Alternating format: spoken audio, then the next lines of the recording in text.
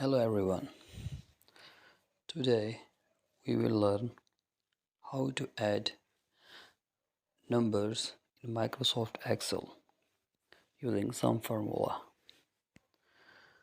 So first of all, we have to open Microsoft Excel, create a new file,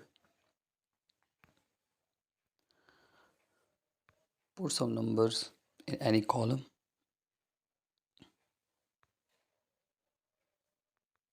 double click, number pad 45, 30, 21, 25, 65.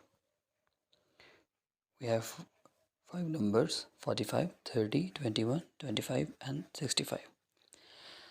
So we want to add these five numbers using some formula in Microsoft Excel on Android mobile.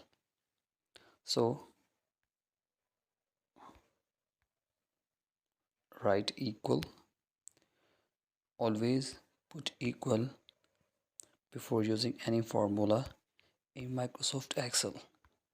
Write sum, start bracket, then select first value, place semicolon, last value in the column.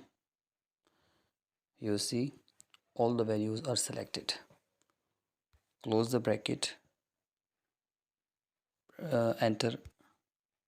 You will find the sum, which is 186. Thank you for watching.